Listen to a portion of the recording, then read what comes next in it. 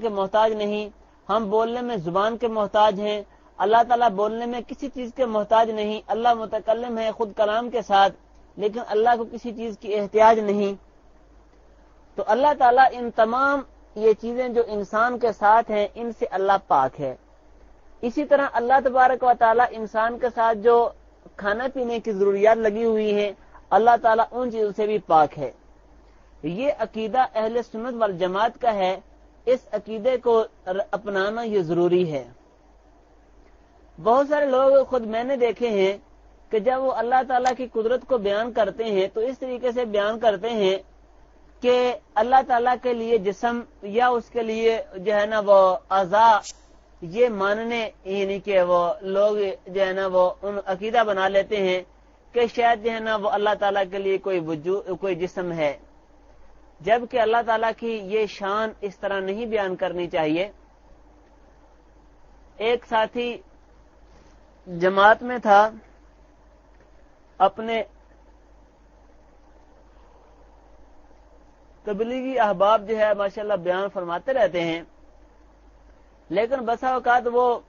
بیان کے اندر بڑا مبالغہ کر جاتے ہیں، کہتے ہیں بزرگوں سے یہ بات ہم نے سنی ہے، اور اس طرح نام لے کر جو ہے نا وہ بات کر دیتے ہیں، جبکہ بات کا حقیقتاً جو ہے وہ کوئی تعلق اس سے نہیں ہوتا۔ اسی طرح ایک ساتھی بیان کر رہا تھا، کہنے لگا کہ دیکھو جی سمندر کے اندر ایک مچھلی ہے اور اس کا سر اتنا بڑا ہے کہ اگر وہ سر جو ہے باہر سمندر سے نکال دے تو سمندر کا پانی جو ہے نا بہت گہرا چلا جائے، اس کے سر کے نیچے ہونے کی وجہ سے پانی جو ہے وہ سمندر کا اوپر اٹھا ہوا ہے، اور کہا کہ دیکھو یہ جو ہے نا وہ مچھلی اس کا سر اتنا بڑا ہے۔ اللہ تعالیٰ کی عظمت اور توحید بیان کرنی شروع کر دی، جبکہ یہ بات جو ہے نا وہ انتہائی زیادہ گمراہ کن بات ہے۔ اللہ تعالیٰ کو ہم اپنے اوپر قیاس نہیں کر سکتے۔ اللہ تعالیٰ نے قرآن پاک میں ارشاد فرمایا ہے لیس کمثلہ شیء، کہ اس جیسی کوئی چیز نہیں۔ جب اللہ نے نفی فرما دی کہ لیس کمثلہ شیء، میری مثل کوئی نہیں ہے، تو لہذا ہم کسی زمین کو اللہ کے برابر قرار دیں، اللہ جیسا قرار دیں، ہم آسمان کو اللہ جیسا قرار دیں، ہم سورج ستاروں کو اللہ جیسا قرار دیں، ہم انسان کے ہاتھ پاؤں اعضاء کو اللہ جیسا قرار دیں، تو یہ قرآن پاک کے بھی خلاف ہے۔ اسی لیے اللہ نے اس عقیدے کی وضاحت کرتے ہوئے ارشاد فرما دیا لیس کمثلہ شیء، کہ اس جیسی کوئی چیز بھی نہیں ہے۔ اور اللہ الصمد، اللہ بے نیاز ہیں، لم یلد ولم یولد، نہ اس نے کوئی بچہ جنا ہے، نہ وہ خود کسی سے جنا گیا ہے، ولم یکن لہ کفوا احد، اور نہ ہی اس کے مقابل کا، اس کی ٹکر کا کوئی بندہ ہے۔ اللہ تعالیٰ کی ذات، اس کے مقابل کوئی کسی کی ذات نہیں ہے، اور نہ ہی اللہ تعالیٰ کا معارضہ اور مقابلہ کرنے کے اندر کسی بندے کی جرت ہے۔ اس لیے اللہ تعالیٰ کے بارے میں ہمیں وہ عقیدہ رکھنا چاہیے جو ہمیں اللہ تعالیٰ نے بتایا ہے۔ اور ایک جگہ اللہ نے یوں فرمایا کہ لیس کمثلہ شیء، اور دوسری جگہ فرمایا کہ وَلِلَّهِ الْمَثَلُ الْأَعْلَىٰ، اللہ تعالیٰ کے لیے بلند و بالا مثالیں ہیں۔ اس آیت کریمہ میں اللہ تعالیٰ نے اپنی ذات کے لیے گھٹیا مثالوں کو بیان کرنے سے منع کیا ہے کہ دنیا کی تم گھٹیا مثالیں بیان کر کے اللہ کی خوبیاں بیان نہ کیا کرو، بلکہ اس کی بلند و بالا مثالیں ہیں، اس کی عظیم الشان جو ہے مثالیں ہیں۔ تو ہمیں قرآن نے یہ عقیدہ دیا ہے کہ ہم اللہ تبارک و تعالیٰ کو ایسی ذات مانیں کہ جس میں اللہ تعالیٰ کی طرف یہ نسبت ہی نہ ہو کہ اللہ تعالیٰ نعوذ باللہ کسی چیز کے محتاج ہیں، یا اللہ تعالیٰ جو ہے وہ حادث ہیں۔ اسی لیے بھائیو، دنیا کے اندر جو بھی فرقے آئے ہیں بالخصوص اللہ تعالیٰ کی ذات سے اختلاف کرنے والے، جیسا کہ تابعین کے دور کے اندر ایک فرقہ مجسمہ فرقہ پیدا ہوا تھا، ایک فرقہ مشبہہ پیدا ہوا تھا۔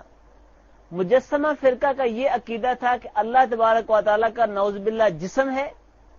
اور وہ اللہ تعالیٰ کے لیے اعضاء کو مانتے تھے، کہتے تھے کہ اللہ تعالیٰ کے لیے ہماری طرح ہاتھ ہیں، پاؤں ہیں اور کان ہیں، منہ ہے، ہر چیز موجود ہے،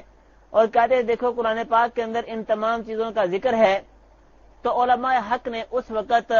ان کے اس باطل نظریے کو خوب رد کیا اور یہ وضاحت کی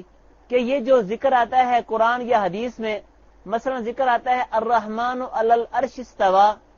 کہ رحمان عرش کے اوپر مستوی ہوا۔ اب اس کا یہ مطلب نہیں کہ اللہ تعالیٰ نعوذ باللہ عرش پر بیٹھا ہوا ہے۔ اگر اللہ عرش پر بیٹھا ہے، اللہ کا مستقر ہے عرش، اللہ کا ٹھکانہ ہے اگر عرش، تو بتائیں کہ اللہ تعالیٰ تو ازل سے تھا، جبکہ عرش کو تو اللہ نے بعد میں پیدا کیا ہے۔ جب عرش پیدا نہیں ہوا تھا تو اس وقت اللہ تعالیٰ کدھر تھا؟ اسی طرح جو عقیدہ یہ رکھتا ہے کہ اللہ تعالیٰ حقیقی طور پر آسمان دنیا میں آتا ہے رات کو، تو یہ بتایا جائے کہ اگر اسی طرح ہے تو جب یہ آسمان دنیا نہیں تھا اس وقت اللہ تعالیٰ کیسے آتا تھا؟ اس لیے ہمیں یہ عقیدے بنانے چاہیے کہ یہ جو قرآن پاک کی آیتیں ہیں ان کو اللہ تعالیٰ نے ہمارے فہم کو، ہماری سمجھ کو، چونکہ ہمارا فہم ناقص ہے، ہماری عقلیں کمزور ہیں، ہم اللہ تعالیٰ کی حقیقت کو نہیں پہنچ سکتے، اس لیے اللہ تعالیٰ نے ہماری مثالیں دے کر ہم کو یہ سمجھا دیا ہے، اور اس لیے یہ عام طور پر ذکر کیا اللہ نے، کہیں ید کا ذکر کر دیا اپنے لیے، کہیں وجہ کا ذکر کر دیا ہے، لیکن ید سے مراد، ہاتھ سے مراد جو ہے نا قدرت ہوتی ہے۔ جیسے بندہ کہتا ہے کہ یہ تو میرے بائیں ہاتھ کا کام ہے، کیا مطلب ہے؟ یہ میری 1 منٹ کی مار ہے، یہ تو کوئی کام بھی نہیں ہے، میں ابھی کام کر لوں گا۔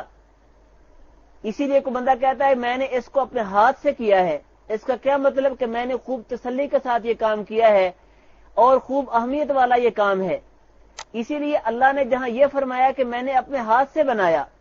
جہاں اللہ نے فرمایا کہ میں نے اپنے دائیں ہاتھ سے آدم کو بنایا، وہاں پر یہ امت کو بتانے کے لیے ہے، لوگوں کی ذہنیت کو درست کرنے کے لیے ہے کہ یہ میرا خاص بندہ ہے، میں نے اس کو اپنی خاص قدرت کے تحت بنایا ہے اور میں نے پوری توجہ کے ساتھ اس کو بنایا ہے، اور یہ خاص میرا قرب جو ہے اس کو حاصل ہے، تو لہذا تم اس کو معمولی نہ سمجھو۔ اس کی اہمیت کو بیان کرنے کے لیے اللہ تعالیٰ نے یمین کا لفظ ذکر فرمایا کہ میں نے اس کو دائیں ہاتھ سے بنایا ہے، تو مراد اس سے خالصتاً اپنی قدرت کو بیان کرنا ہے۔ اور پھر صحابہ کرام رضی اللہ تعالیٰ عنہم جو وہ قرآن کا معنی کرتے ہیں، ہمیں اپنا عقیدہ بنانے کے لیے اپنے فہم جو ہے اس کو دخل نہیں دینا چاہیے، بلکہ قرآن و حدیث نے جو معنی بیان کیا ہے ہمیں وہ معنی جو صحابہ نے قرآن حدیث کا معنی بیان کیا ہے اس معنی کو لینا چاہیے۔ دنیا کے اندر جتنی بھی گمراہی پھیلی ہے اس کی بنیادی وجہ یہ ہے کہ ہر فرقے نے، ہر گروہ نے، ہر آدمی نے، ہر ملحد نے